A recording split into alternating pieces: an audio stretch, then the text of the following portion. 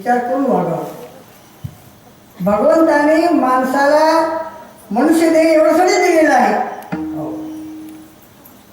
मनुष्य देही तेणी ज्ञाने सच्चिदानंद पदवी घेणे एवढा अधिकार नारायणे कृपावलोकनी दिला. हा अधिकार फक्त माणसाला आहे, फक्त माणसालाच आहे, अन्य कोणाला अधिकार नाही. आणि साधनाचा विचार जर केला, सुखप्राप्तीचं आणि दुःख निवृत्तीचं साधन जे इंद्रिय संपदा आहे ती फक्त माणसाला देवाने दिली. दिले इंद्रिय हात पाय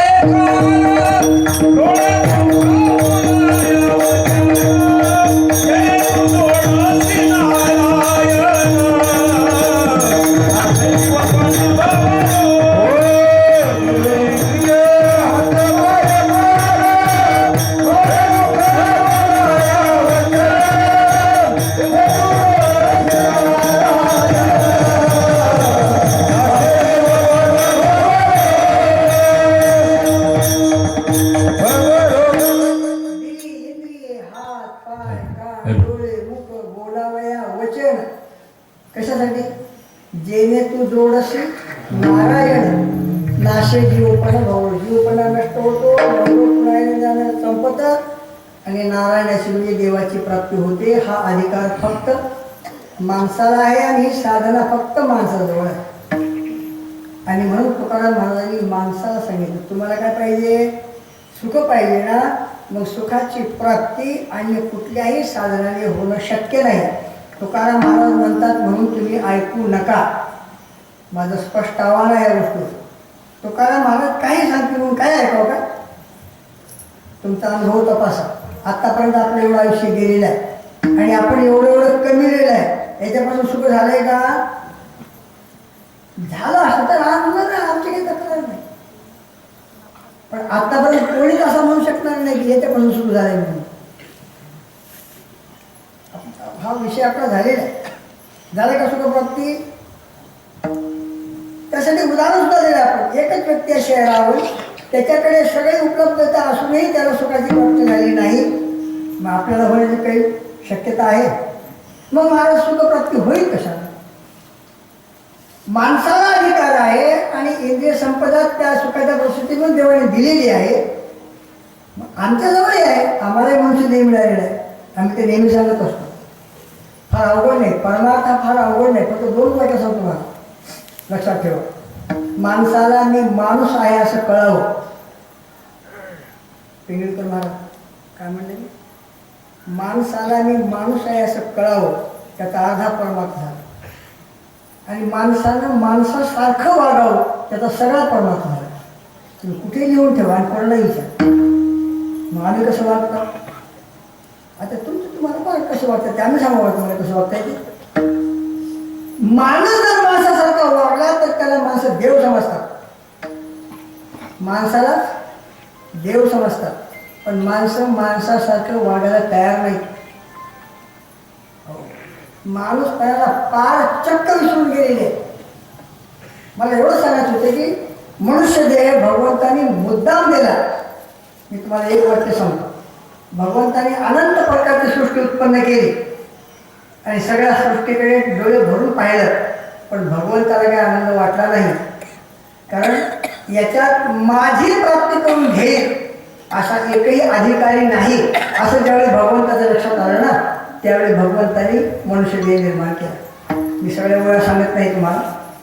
ऐशिया देखोनी सृष्टी ते सुख न वाटेची देवा ते म्हणून मानवी प्रकृती ते आदरे बहुते निर्मिले.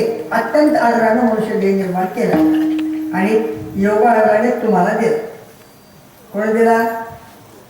कोण दिला? बेशक म्हणा तुम्ही. आता तुम्ही त्याचं नाव घ्या नाही घ्या, माझी आता तक्रार नाही. प्रमाणात देवे दिला देह भजना गोमटा. भजनासाठी देह चांगला आहे. देह चांगला आहे का? आता चांगला दिसवा म्हणून लोक काहीतरी करता, सोडून द्या. देह चांगला नाही, भजनासाठी चांगला आहे. देव प्राप्ती करून घेण्यासाठी म्हणून चांगला आहे. मग आपल्याला मनुष्य देह मिळालेला आहे.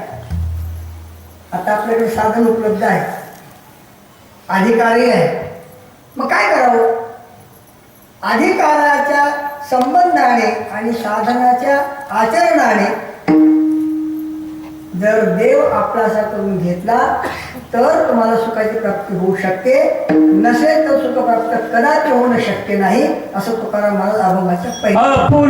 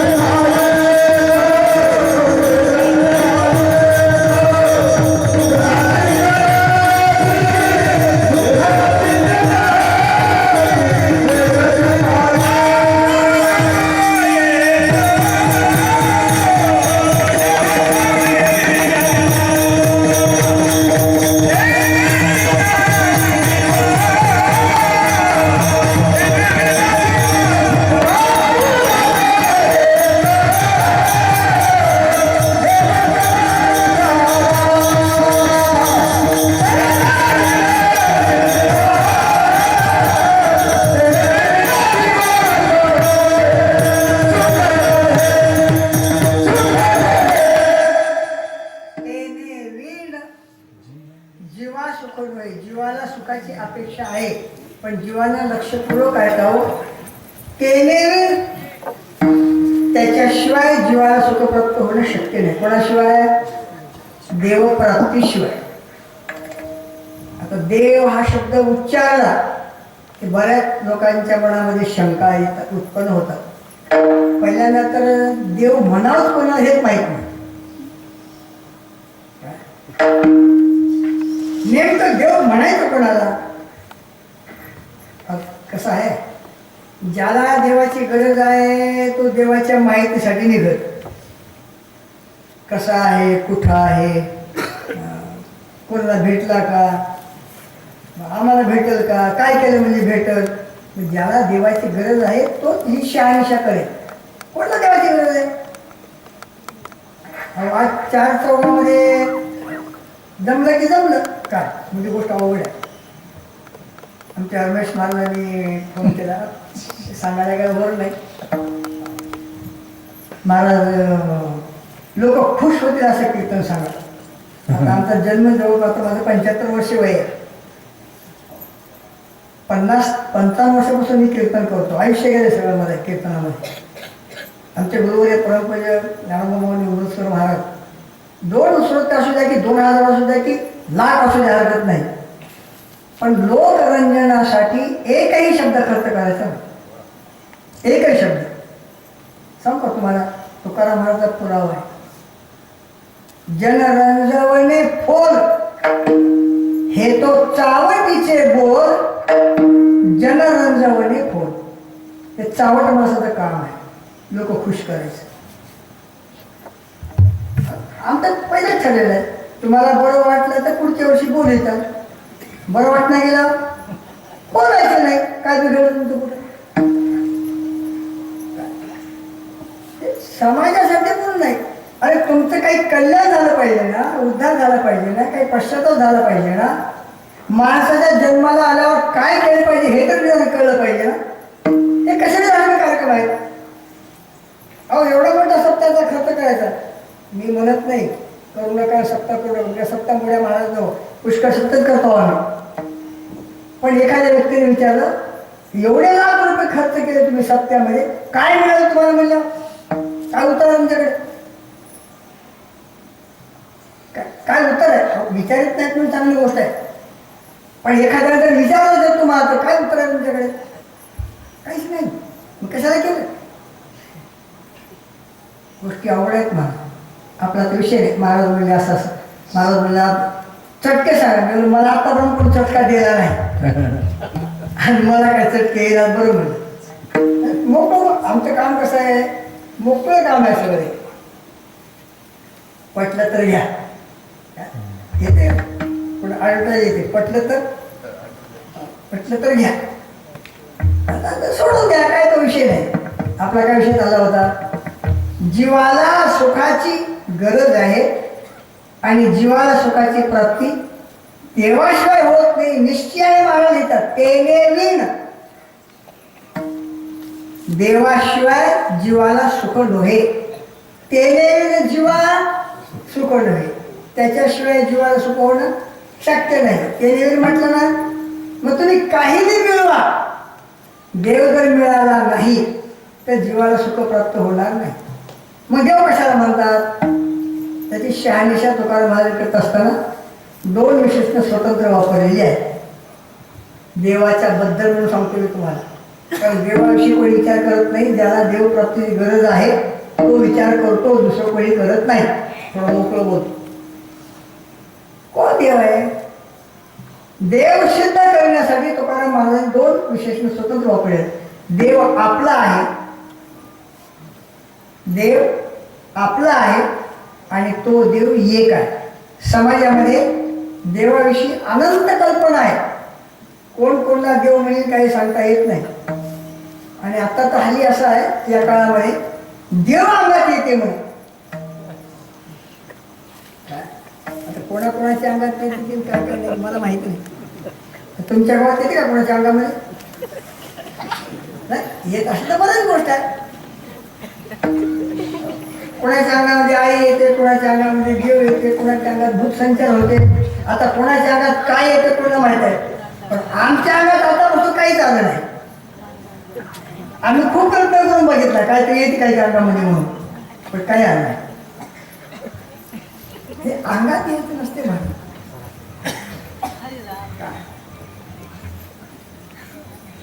देव आनंद जी कल्पना आहे लोकांची, कोणाला तरी देव म्हणणं, कोणाला तरी देव म्हणणं. आता काय सांगायचं तुम्हाला? एखादा श्रीमंत माणूस जर असला आणि त्याला जर देवाची स्थापना करावं जर वाटली तर तो करू शकतो, काही प्रश्न नाही त्याचा. तो स्वतः पंढरपुरात जाऊन किंवा जोधपुरात जाऊन मूर्ती तयार करून आणि स्थापना करेल, कोट्यावधी रुपये खर्च करेल. माझी काय तक्रार नाही. कोणाची स्थापना करेल? देवाची. बरोबर. जर त्यानं जर देवाच्या दर्शनाला गेला, माझी काय तर लक्षपूर्वक आहे का? कोणा ज्यानं मूर्ती पैसे खर्च करून आली, स्थापना केली, कोटी रुपये खर्च केले, कोणाच्या स्थापनेला? देवाच्या स्थापनेला. आणि तो जर देवाच्या दर्शनाला जर गेला तर देव दर्शन करते की धोंडा दर्शन करते?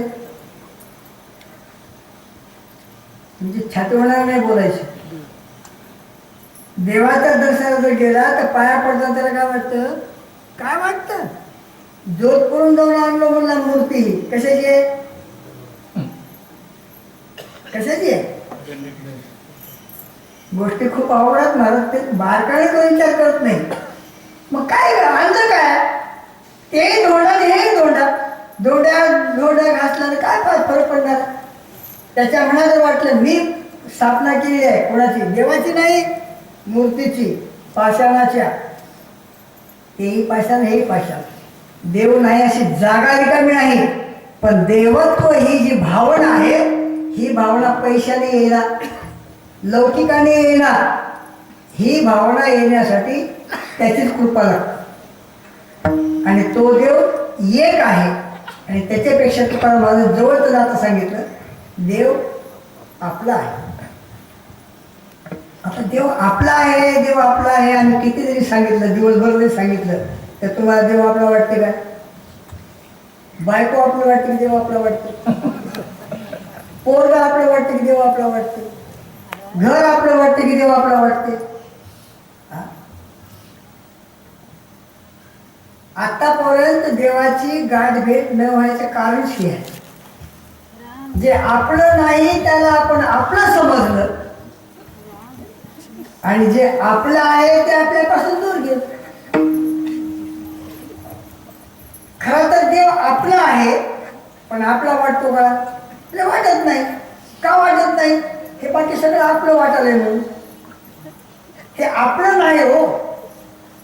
मग आपलं कोणाला म्हणतात? आता ते सांगत नाही. आपलं कोणाला म्हणायचं? तुकाराम महाराजांनी देव आपला आहे असं जरी लिहिलं असलं तर तुमचा अनुभव बघा. आपलं कोण आहे? देव आपला आहे का? का हे सगळं आपलं आहे? ओढण्यापुरतं नाही. थोडं मोकळं सांगतो म्हणजे कळत मला चटकन. हे आपलं कोणीच नसताना आपण त्याला आपलं समजतो आणि म्हणून देव आपलासा होत नाही. आणि कीर्तनकार सांगतात बरोबर, आपले कोणीच नव्हती. ते नुसतं सांगत असते. बैसता संतांची संगती, कळवाले कमलापती, आपले कोणीच नव्हती. सांगायला सोपं आहे. झाला का निश्चय तुझा? निश्चय चित्ती दृढ झाला असा ठाम निश्चय व्हावा लागतो. हे आपलं कोणी नाही ना. ज्यावेळी आपलं कोणी नाही असं सिद्ध होतं, निश्चय होतो, त्यावेळी देव आपला होतो. हे सोपं सांगतो. आपला कोणाला म्हणावं? एका वाक्यात सांगतो. माऊली असं लिहितात, जे आपलं आहे ना, जे आपलं आहे ना ते आपल्याला कधीच सोडून जात नाही. आलं का लक्षात? जे आपल्याला सोडून जात नाही ते आपलं, आणि जे आपल्याला सोडून जाते ते आपलं नाही. आता बघा विचार करू. आपण ज्याला आपलं आपलं म्हणतो ते आपल्याला सोडून जाते की नाही? अहो, देहाच्या संबंधानं असणाऱ्याचा विषय सोडून द्या. देह तरी तुमचा आहे का? ज्या देहाला मी समजतात. हो, मला म्हणले महाराज तुमचा फोटो वाटला. मला सांगितलं आणि देहाचा निराश व्हायसाठी प्रयत्न करतो. आणखी देहाचा आसक्तीत वाढीत राहायचं ना. काय नेमकं काय करायचं शेवटी? देह आपला आहे का? तर बघा, खूप सुंदर वाडा बांधला. कोण बांधला? घरमालकानं सुंदर वाडा बांधला. तो काय म्हणतो? हा माझा वाडा आहे म्हणतो ना. वाडा कोणाचा? विचार करून पाहायला कळतं. हे एवढा सुंदर वाडा बांधला कोणाचा? दगडा मातीचा, इटा चुन्याचा, सिमेंटाचा. कोणा? तुमचा वाडा आहे काय? माझा आम्हाला येडे बनवले काय? अहो, मी आता मालक आहे, या वाड्यामध्ये मी राहतो. तुम्ही खूप शहाणे, आमची काही तक्रार नाही. तुम्ही विचार करून बघा, या वाड्यामध्ये तुम्हीच राहता का अजून कोणी राहते? तुम्ही ज्या वाड्यामध्ये राहता ना त्याच वाड्यामध्ये ढेकणं राहतात, चिलटं राहतात, माशा राहतात, उंदूर राहतात, घुशी राहतात. ते बिचारे कधीच म्हणतात माझा वाडा म्हणून. आणि तुम्ही माणसं शहाण्यासारखे शहाणे असून माझा वाडा म्हणतो. कोणाचा वाडा? वाडा कोणाचा? आणि या देहाला माझं म्हणताय ना तुम्ही, हा देह तुमचा आहे का? हा देह पंचमहाभूताचा आहे, मग तुम्ही आपला समजता. तुमचा आहे का? आसक्ती सुटावी, याच्यावरची ममता जावी. एक वाक्य सांगत असताना मला असं स्पष्टीकरण दिलेलं आहे. मी वाक्य सांगितलं मला, जे आपलं आहे ते आपल्याला सोडून जात नाही. म्हणजे जाते की नाही? जाते की नाही? अहो जाते. बाळपण सोडून गेलं, तरुणपण आलं, मग ते राहावं की नाही? खरं सांगा, विचार करून सांगा. कोणाला म्हातारा वाटते काय? कोणाला तरी म्हातारा वाटते काय? अहो तुमचं सोडून द्या, म्हाताऱ्याला विचार. ते उन्हाळ्या दिवसात मार्चच्या पारावर म्हातारे माणसं पहिल्या जुन्या काळामध्ये आंबाड्याचे एक घेऊन यायचे, दोऱ्यावर बसायचे. आणि शामराव तुझं किती वय झालं? आता तुला कसं कळलं? 80 ओलांडून गेले. बरं, आता 80 वय झालं असलं तरी बी दोरी वय बाता यायच्या तर होतं. आमदा पाणी पडलं नाही, काही नाही, दुष्काळ झाला. मला वाटलं होतं की आमदा लग्नच होईनच काय की. लग्नच व्हायला पाहिजे. आणि नाही लग्न व्हायचं की मला धनाधन 12 व्हायचं लग्न व्हायचं.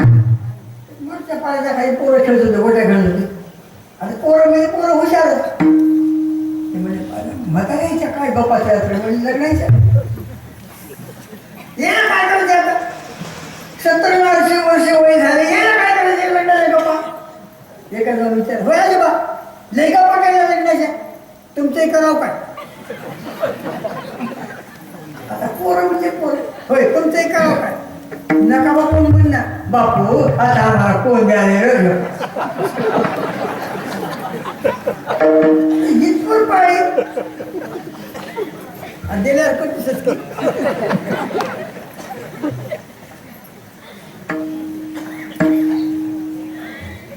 सोपंही तितकंच आहे, अवघडही तितकंच आहे. एवढं वय झालं म्हणजे काय होत असतं. प्रश्न हा वयाचा नाही, प्रश्न हा कळण्याचा आहे. मग गेलं तारुण्य गेलं, म्हातारपण आलं. म्हातारपण तर राहते की. आणि बघता बघता गेलं कोण गेलं रामगोळूबाई. तुम्हाला सोडून गेले की नाही. जे आपलं आहे ते आपल्याला सोडून जात नाही एवढं मला सांगायचं. आपण जे साचे कल्पांती ते नवचे हे जाणवणी गताचे न शोचितो. गेलेल्या विषयी शो करत नाही. देव हा आपलं स्वरूप आहे, आपल्याला कधीच सोडून जात नाही. आणि जे सोडून जाते ना ते आपलं नाही. आपलं सोडून जाते ना ते आपलं नाही. मग आपला जीव म्हणजे आत्मा म्हणजे देव हे आपलं स्वरूप असल्यामुळे आपलं सोडून जात नाही. याच्याशिवाय जे आहे ते आपल्याला सोडून जाते म्हणून ते कोण नाही, आपलं नाही.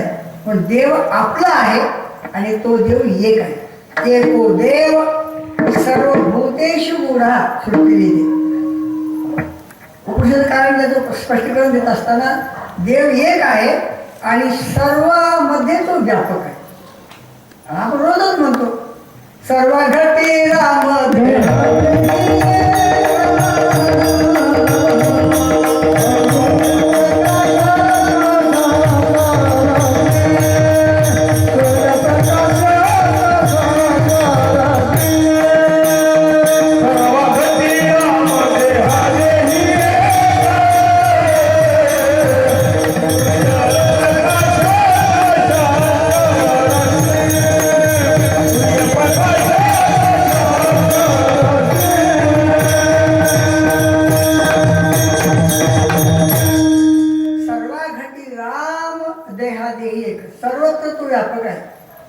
व्यापक हा विश्वंभर चराचर ज्याचे विघाती नारायणे ऐशी गर्जती पुराणे. देव नाही अशी जागा रिकामी मग आपल्या हृदयामध्ये ऐक नाही. अजून त्याची ओळख झाली नाही आम्हाला. तैसा हृदयामध्ये मी रामो असं तर सर्व सुखाचा आरामो भ्रांताशी कामो विषयावर तो परमात्मा हृदयस्थ आहे. हृदयस्थ परमात्मा आहे म्हणून तो आपला आहे आणि तो सर्वत्र आहे. दुसरं कोणीच नाही जगतामध्ये, फक्त एकटा देव आहे. कारण हे सगळं देवानंच निर्माण केलेलं आहे. देवाची ही सगळी रूप आहे. मग तो आपला आहे आणि एक आहे. तो आता आपलासा नाही झाला, फक्त आपला आहे पण आपलासा नाही. थोडा फरक आहे. देव आपला आहे पण आपलासा झाला का. आता पोरग आपलंच राहते हो, आपलंच पोरग आहे. ₹1,00,000 पगार आहे. आपलंच पोरग आहे, ₹1,00,000 पगार आहे. लग्न झालं, नीट लक्षपूर्वक आहे. लग्न झालं काय मला कान मंत्र कसा मिळते की काय नाही देवाला माहिती. ₹1,00,000 ₹1 पाठविला. पोरग राहते पुण्याला, गेलं बायकोला घेऊन. पोरग कोणाचं आहे, आपलं आहे. आता कोणाचं आहे, आता कोणाचं आहे. आपला आहे हो, मुलगा आपलाच आहे पण आता आपला राहायला नाही. आपला राहायला तिथे म्हणे तसं कराय काय कराय आपल्याला काय कसं आहे बरं बोलायची सोयच राहिली नाही. पण देव आपला आहे पण आपलासा झाला नाही. का झाला नाही आपलासा? जे आपलं नाही त्याला आम्ही आपलं समजलंय. नाही का देवाला कळला का? देव का देवाला मध्ये आहे काय? देव तुमच्या अंतःकरणामध्ये नाही. तुमच्या अंतःकरणामध्ये काय आहे त्याला कळत नाही. कळावे त्याशी कळे अंतरीचे कारण ते साचे सांगी न सांगता तुम्हा कळले ते अंतर विश्वभर परिहाराची न लगेच. अहो तुमच्या हृदयस्थ परमात्मा आहे मग त्याला सगळं कळतं. वाटतं का माणसं मरायला जरी टेकली तरी देव आपला म्हणणार हो त्याला बोलवा की त्याला बोलवा की तिला बोलवा की एकदा बघू द्या की अजून काय बोलणार का आताच बघणार का तो भलं म्हणणार आहे अजून डोळे ते मिटले नाही आणि इतकं बघून बघून ही तोडाला सर अजून अपेक्षा तुझी हे बघायची आणि याचे डोळे जर मिटले कायम ते जर मिटले तर येणारे भोवताला गाणे गाणारे येऊन बघता बसतात येऊन मग लेकी बाळी नाही झालं सुना हिला जाणार नाही बरं दिसणार म्हणून डोळ्याला पदर लावून आठवण करून चालू जाते. मग एक म्हणते बाबा एक बा तरी बघा की काजू बघलं नाही काय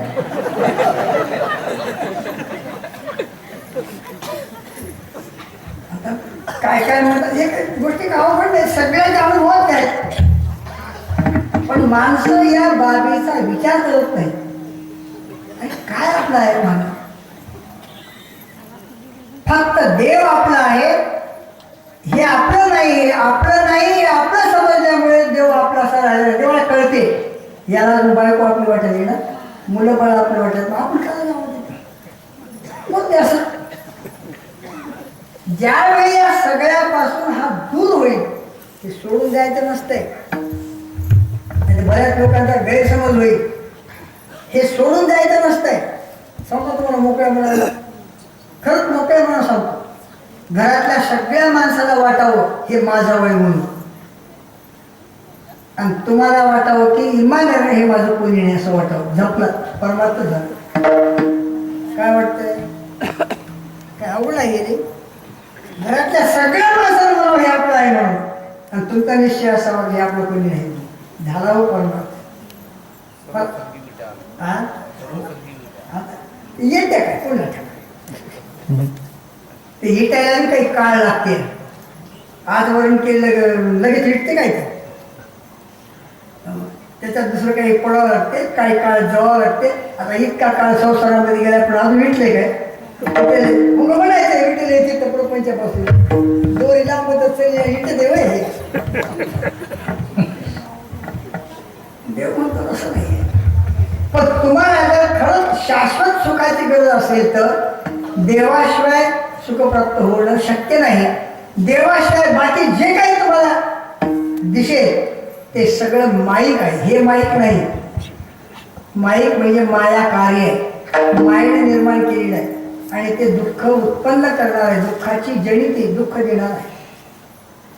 का बरं ते आधी नाही आणि अंती नाही आणि मध्यंतरी दिसलं तरी खरं नाही. हे बाकीचे जेवढं माया कार्य आहे ते मध्यंतरी आहे. सुरुवाती नाही आणि त्याचं शेवटही नाही. हो गौडपादाचार्यांनी आपल्या कारिकेत स्पष्ट केलं आदो अंत्येची नास्ती वर्तमाने तथा जे आधी नाही ते अंती नाही आणि मध्यंतरी दिसलं तरी खरं नाही. त्या दृष्टांत सांगतो म्हणजे कळेल. हे मृगजळाची गंगा कोण्या माळावर निघाली कोण्या समुद्राला मिळणार आहे ते मृगजळच आहे. ते आधी नाही त्याची उत्पत्ती नाही आणि अंत नाही म्हणजे त्याचा विनाश नाही. मध्ये दिसते की नाही काय मृगजळ दिसते की नाही. माणसाला खरं वाटणं आपण हारणाला खरं वाटतं. साधू संताला हे जगत खरं वाटणं आपण तुमच्या सगळ्या जीवाला सगळं खरं वाटतं आणि खरं वाटते म्हणून माणसं फसतात. तुटवणी पडेल तर मृग वाढले हाव पण न म्हणे ते मग रोहिणीची तुटून पडेल पण हे खोट्या समजणार नाही. तसं माणसं मरून जाते शेवटपर्यंत पण हे खोटं आहे असं म्हणणार नाही. कारण दिसते ते खरंच असं म्हणतात. दिसते ते खरं नसतं मग नसतं. ते विचार करावं. एरती माईक दुःखाची जनिती नाही आधी अंत्यवसार. मला तुमचे देव हा कसा करायचा आहे, सुख मिळवायचंय, साधन सांगा. साधन आम्हीच कोणाचे साधन करू आणि त्या साधनाच्या द्वारा देव आपलासा करू. त्या साधनाचा विचार जगद्गुरु तुकाराम महाराजांनी अभंगाच्या 3ऱ्या चरणात केला.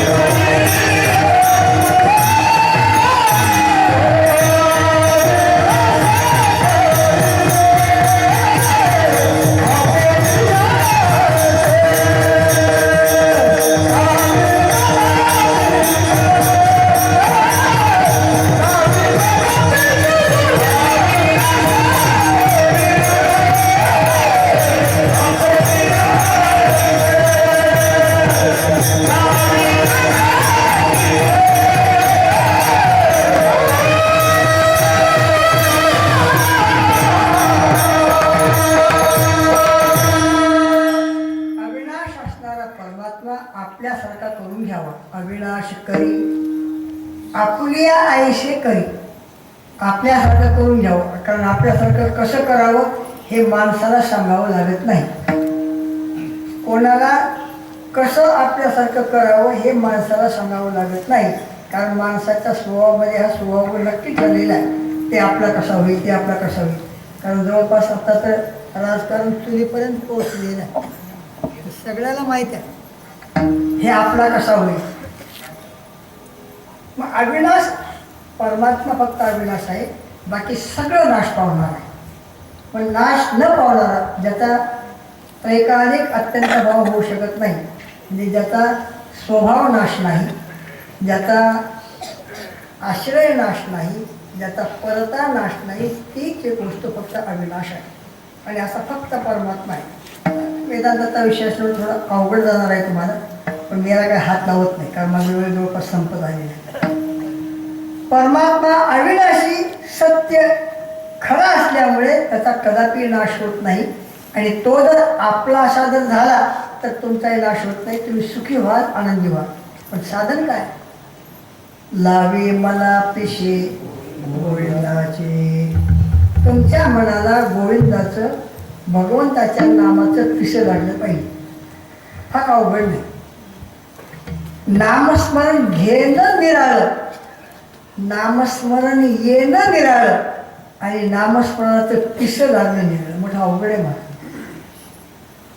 शास्त्राधारे विचार केला तर कळतं. आम्ही नामस्मरण घेतो का येतं? आमच्या तोंडाला नाव येणं का सोपं आहे का? आनंद जन्माची असेल पुण्य सामुग्री तरीच नाम जिव्हाग्री येईल श्रीरामाची. आनंद जन्माची पुण्याई फळ द्यायला उभी राहिली असेल तर एकदा देवाचं तोंडावर नाव येईल. मी सांगतो असं नाही, महाराज फार बारकाईने लिहिले. जयाचे वाचे पुढा भोजे अखंड नाम नाचे माझे, की जे जन्म सहस्री ओळखिले एक वेळ मुखाया यावं.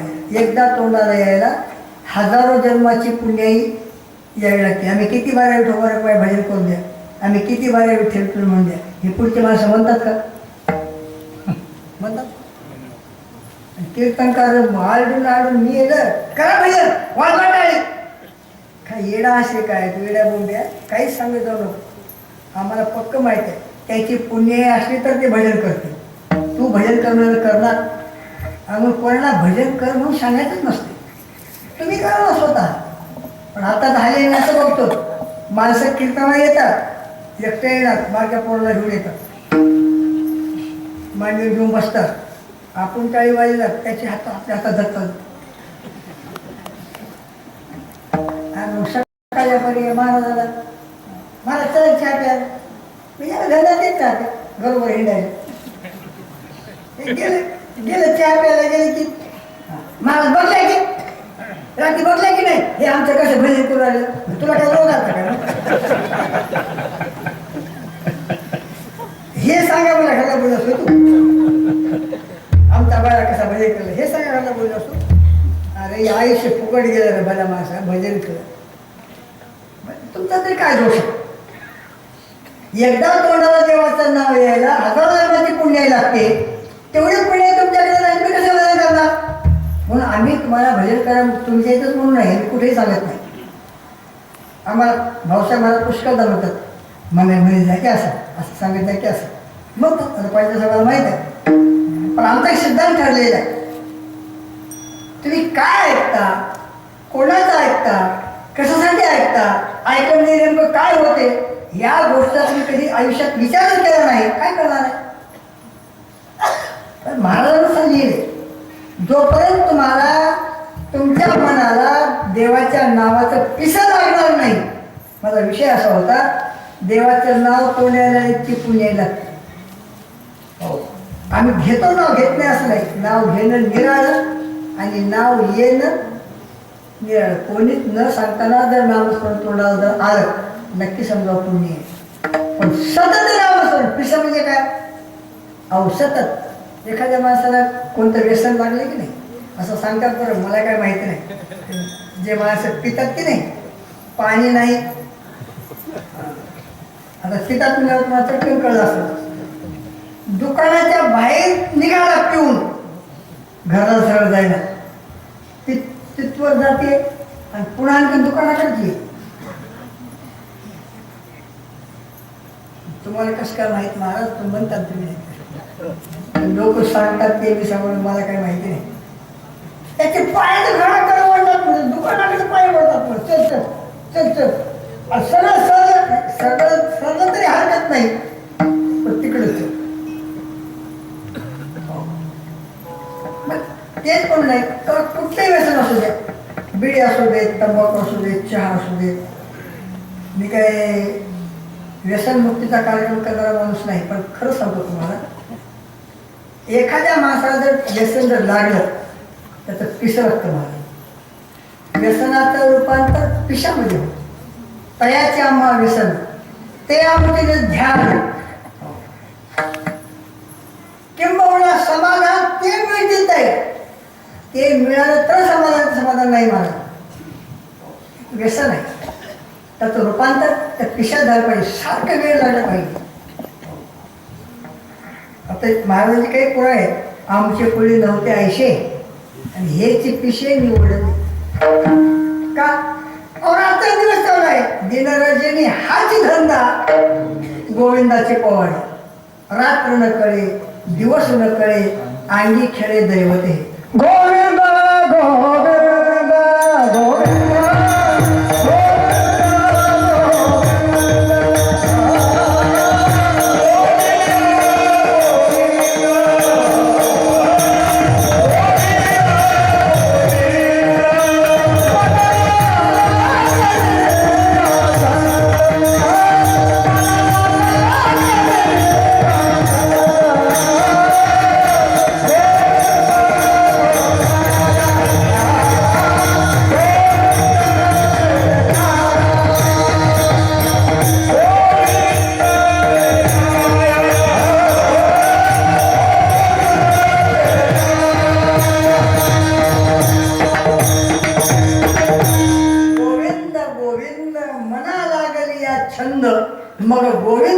काया भेद नाही देवात इतकं जर पिसं लागलं गोविंद गोविंद होतो. मी तुम्हाला दृष्टांत सांगतो, मला काही आवडत नाही पण समर्पक आहे म्हणून सांगतो.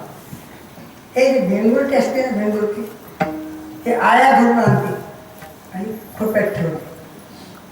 ती आई भेंगुरटी आली की त्या आईला टोच मारते, टोच मारते. ते टोच मारते ही आईला भीती होते आणि त्या भीतीच्या पोटी ती सारखं त्या भेंगुरीचा तिला ध्यास लागतो. कोणाला? त्या आईला भेंगोरीचा ध्यास लागतो आणि आळी आळी न राहता आळी भेंगोरी होती.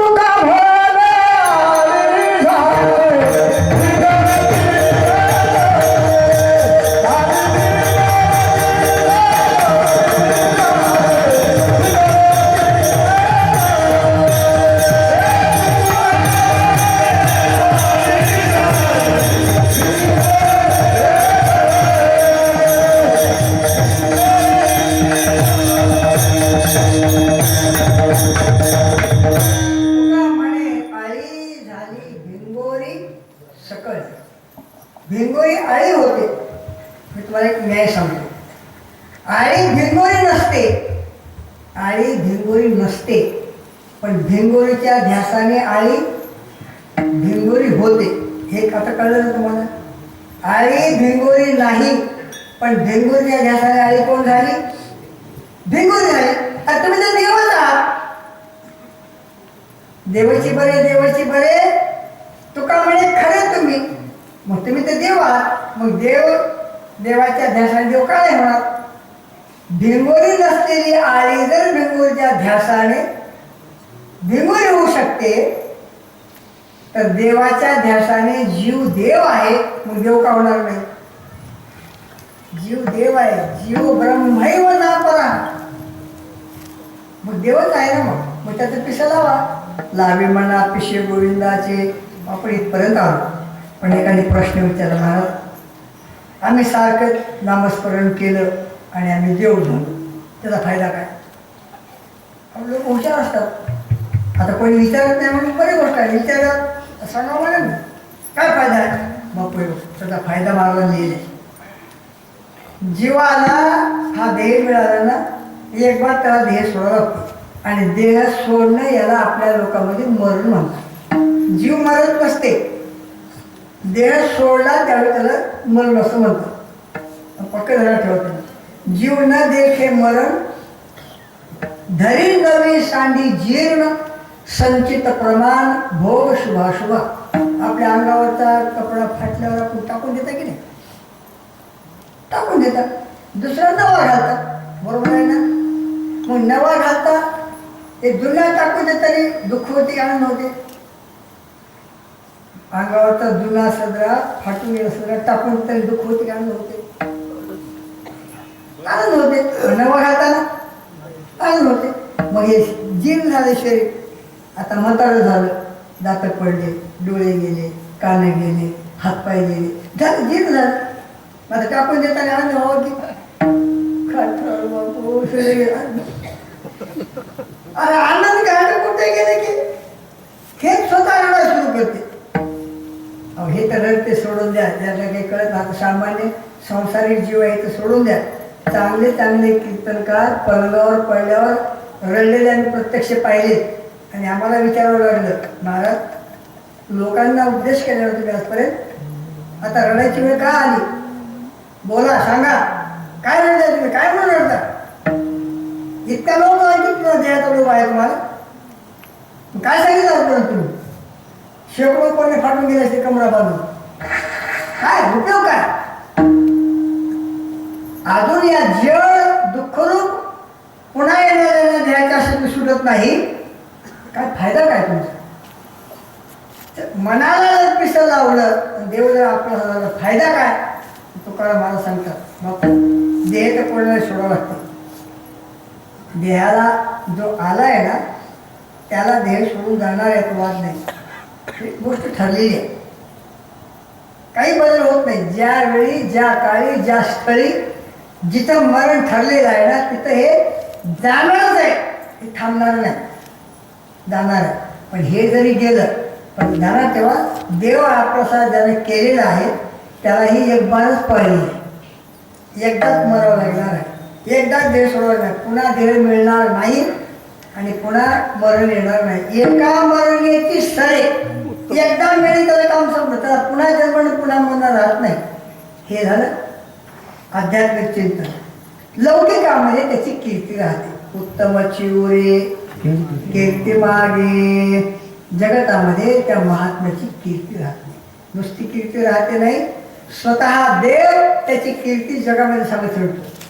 वाऱ्या हाती माप चाले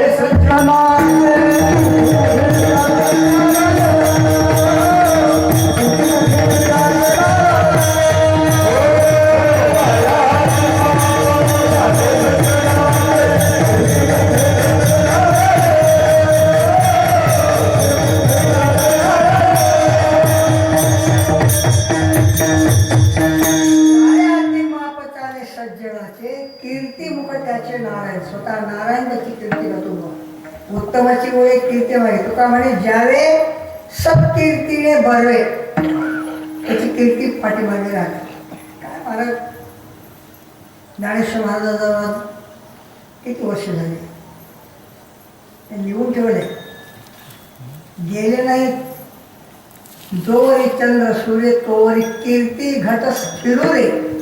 चंद्र सूर्य आहे तोपर्यंत ही कीर्ती कायम राहणारी आहे. तुकाराम महाराज पहा, कोणी कलेवर नेले सांगा. सगळ्या संतांची चरित्र वाचा. आम्ही तर पहिले महाराज म्हणत होते, अरे वारकरी संप्रदायामध्ये प्रवेश घ्यायचा म्हटला ना, खरं तर वारकरी होऊच नाही, आणि व्हायचं असं तर खरंच वारकरी हो. हे लुटूपुटूचं सोंगाचं काही कामाचं नाही. आता तर मोठी गोष्ट अवघड आहे ना. आता ह्या काळाविषयी बोलायची सोय सुद्धा राहिली नाही. 10वीला पोरग 4 बारे नापास झाले. महाराज म्हणला किती बारे, किती 10वीला 4 बारे नापास झाले आणि शाळेत गेले पोरं शेतामध्ये काम करणार करीत ना. मग काय करावं आता, काय करायचं, याच्या उदरनिर्वाहाची सोय करायची तर ठरली, म्हणजे सोडा दिला. 10वीला 4 बारे नापास झालेले पोरं यायचा सगळा भरणा आला निमध्ये. कारण माझी संस्था आहे म्हणून तुम्हाला सांगतो, तिथे बरेच लोक तिथं मी तू आता इकडे कीर्तन करा तिकडे. आणि कीर्तन खरं नाही ते, उगा पुस्तकावर कीर्तन पाठ करायचे. 10-5 कीर्तन पाठ केली. या गावामध्ये कीर्तन हल्लं 10 वर्षाला गावामध्ये का ते काय इथले लोक काय काय आलेत काय. हा म्हणजे महाराज कोणाला कळते होते हे नाही, सगळ्यांना कळते. आम्ही ते नेहमी सांगत असतो, अहो काही ठिकाणी आमची कीर्तन बंद झाली, मला सांगायला हरकत नाही. आम्ही सांगत होतो नेहमी, तुम्ही कीर्तनाला महाराजाला बोलवा, पण त्याला 3 वाजता गावात यायला सांगा आणि 4 वाजता त्याला ज्ञानेश्वरीला प्रवचनाला बसवा. तुम्ही तुमच्या मनाला एखादी ओवी किंवा श्लोक सांगा आणि त्याच्यावर त्याला चांगलं जर बोलला, तुम्हाला बरं वाटलं तर त्याला चांगली चहा करून पाजवा. असं करतात म्हणून, असं होईल म्हणून पुढे तर असं होईल म्हणून पण नाही केलं प्रवचन. प्रवचन चांगलं सांगितलं, लगेच त्याला इथं आणा हरिपाठाच्या वेळेला, त्याच्या गळ्यात तुम्ही अडका आणि त्याला सांगा, महाराज आजचा हरिपाठ तुमचा. आम्ही सगळे पाठीमागं म्हणतो, सगळा हरिपाठ तुम्ही पुढे म्हणला पाहिजे. तसं आमच्याकडे 2 हरिपाठ असतात, ज्ञानेश्वराचा हरिपाठ आणि एक माझा हरिपाठ. 2 हरिपाठ त्याला म्हणायला लावायचे, 2 वेळेला एक तरी हरिपाठ म्हणायला लावायचा. अरे कीर्तन काय मेट म्हणून बसण्या का मला विचारत तुम्ही हरिपाठ आणि कीर्तन फकड कीर्तन. अरे तुझा कीर्तन झाला, हरिपाठ जीव घाला. कीर्तन उभं राहिला, त्याचा रामकृष्ण रूपाचा अभंग झाला, रूपावली झाली की त्याला हळूच चिठ्ठी द्या, महाराज या अभंगावर कीर्तन. ही गोष्ट अवघड आहे महाराज. आम्हाला काय तुमच्या गावात केलं, आम्हाला कोणी पण नाही या अभंगावर कीर्तन करा म्हणून, अजिबात नाही. अभंग ऐनवेळी सांगा आणि कीर्तन बरं वाटलं तर मस्त झोपायची खाया प्यायची सोय करा आणि पहाटे त्याला 4 वाजता उठून चांगल्या दुधाची चहा करून पाजवा आणि मंदिरामध्ये आणून त्याला काकडा करायचा, गळ्यात विणा घालायचा, बाकी सगळ्यांना भाग बनायचं आणि सगळा काकडा त्याला म्हणायला लावायचा. आणि काकडा जर त्यानं सगळा जर म्हणला, काकडा भोपाळ्या वासुदेव आंधळे पांगळे गवळी सगळा काकडा जर म्हणला, मग सकाळी परत त्यानं मागले तेवढे पैसे द्या. आमची काही तक्रार नाही. आता रमेश महाराज दिंडीमध्ये कंटिन्यू मी 8 तास भजन करत होतो आणि आळंदीपासून पंढरपूरपर्यंत सगळा उपवास. त्यांना माहिती आहे ते नागराव महाराज दिंडीमध्ये दाखवले. आता इथे संकेत ते माझा ते पहिले सोडून अजून दिंडी आहेत. अजून दिंडीमध्ये रामकृष्ण हरीपासून ज्ञानदेव तुकाराम म्हणेपर्यंत मग त्याच्यात नाट आला, समाधी आली, हरिपाठ आला, निवडक अभंग आले, सगळंच आलं. कमीत कमी कीर्तन उभं राहायचं ना तुम्हाला, कमीत कमी 500 तरी अभंग पाठ पाहिजे कमीत कमी.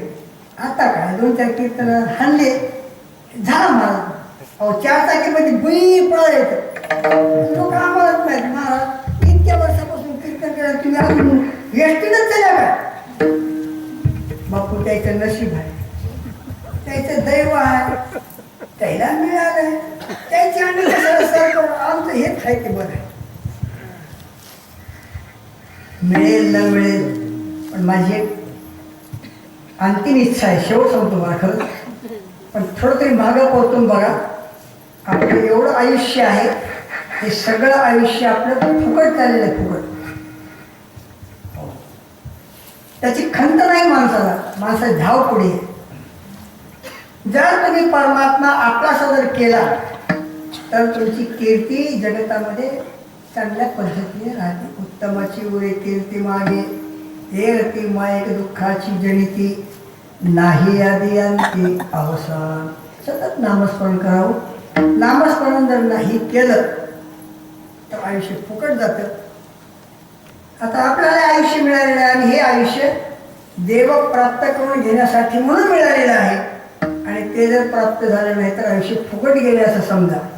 त्याच्याबद्दल एक तुम्हाला गोष्ट सांगतो.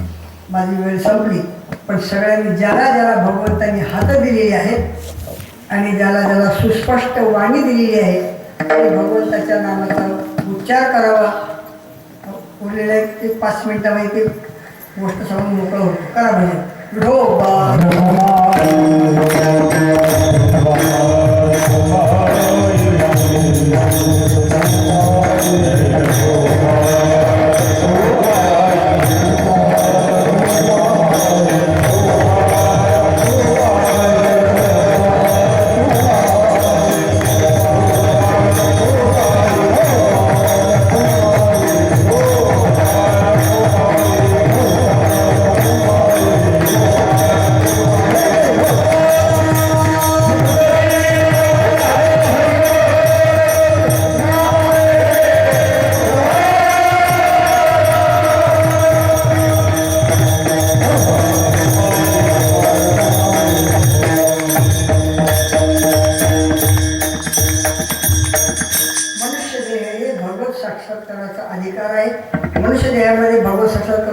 साधन आहे.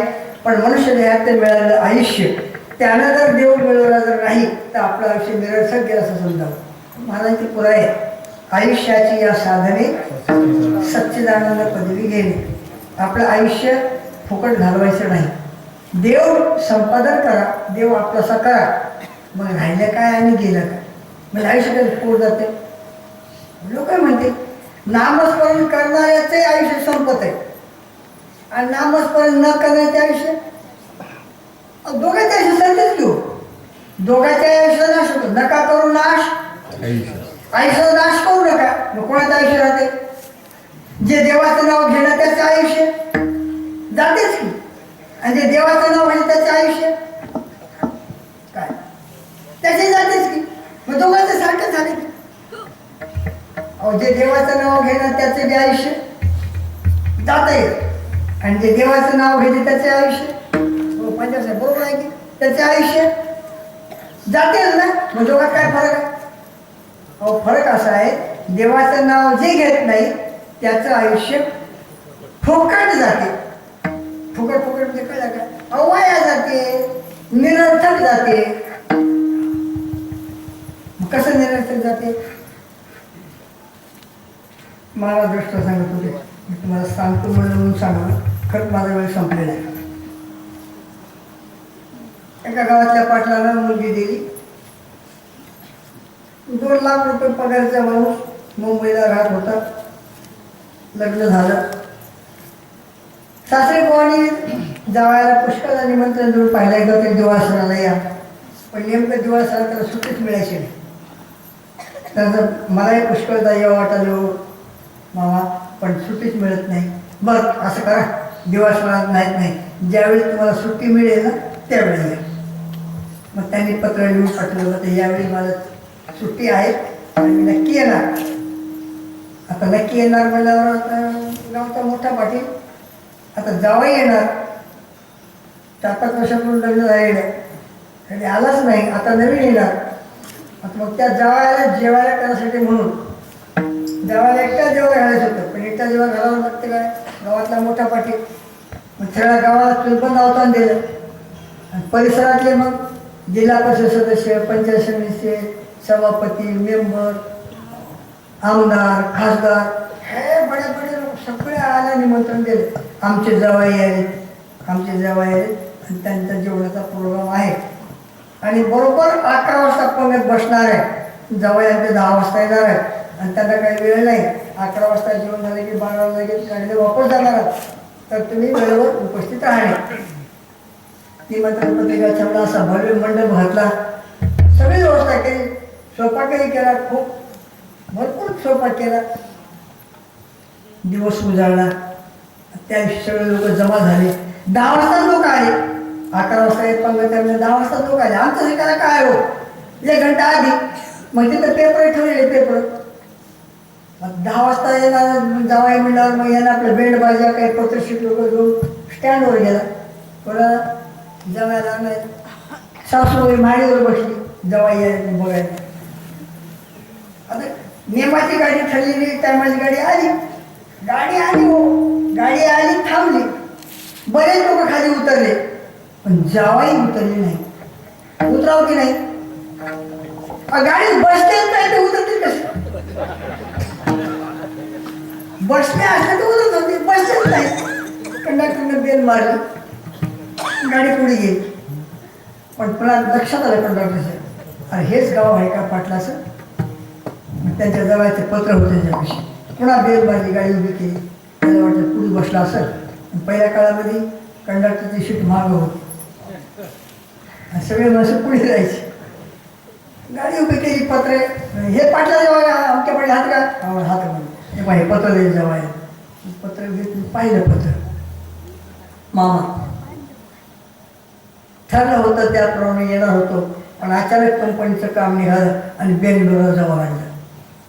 क्षमा करा, आता माझं काही येणं होत नाही. पत्र बघितलं आणि तसंच खिशात टाकलं. आता येणार मला कळालं ते बेंड बाजा गप. आता पाटील ज्या रस्त्याने बेंड बाजा घेऊन आला होता त्या रस्त्याने जावं की नाही? हे लोक गेले त्या रस्त्याने, पण हे मधल्या रस्त्याने बोलावून जाऊन घरात जाऊन बसले. घरातल्या खोलीत जाऊन बसले. आता सगळे लोक जमले होते, मोठे मोठे लोक आले होते. काय झालं? जेव्हा येणार नाही म्हणजे येणार नाही, नाही तर नाही म्हणजे स्वयंपाक तयार झालेला, लोक जमले नाही. बसा पण ती वाढत जेवायला. त्याला काय हो, सगळ्या गावात होतं ते. पंक्ती बसलेल्या, जेवले. आता जाताना पाटल्याला भेटून जाऊ, हे असं दिसत होते. पाटल्याला भेटून जाऊन काही भेटायला गेले वाड्यामध्ये. दार आडवं करून मलाच बसले. मलाच बसले म्हणजे गुडघ्यात मुठं घालून बसले. गुडघ्यात मुठं घालून बसले आणि हे भेटायला गेले. पाटील आम्ही चालू होता. हे काय बोलणार? गुडघ्यात मुठं घालून याचा जप चालू होता. जप देवाच्या नावाचा नाही. एवढं केलं फुकट गेलं, एवढं केलं फुकट गेलं, एवढं केलं फुकट गेलं. आता काय सगळे का माणसं येणे नसतात? त्याने विचारलं, पण काय म्हणाले? एवढं केलं आणि फुकट गेलं. काय येड्या मी बोलला तुम्ही? इतक्या लोकांना खाल्ले नाही म्हणजे केलं का? हो खाला असं कोळ्या कुत्र्याचं दूध.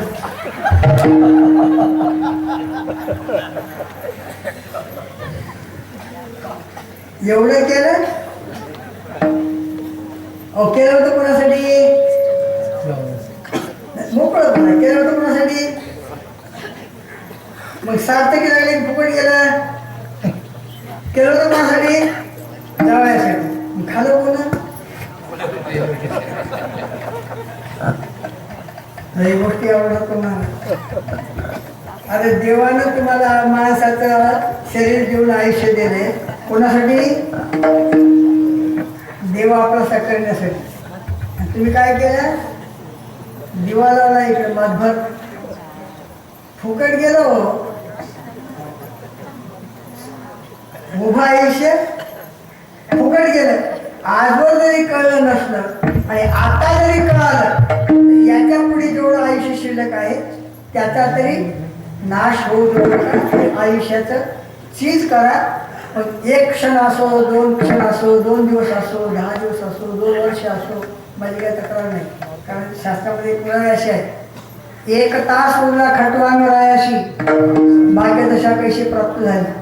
तो का म्हणे एका क्षणाचा करार पायी कापा सुखभोगी.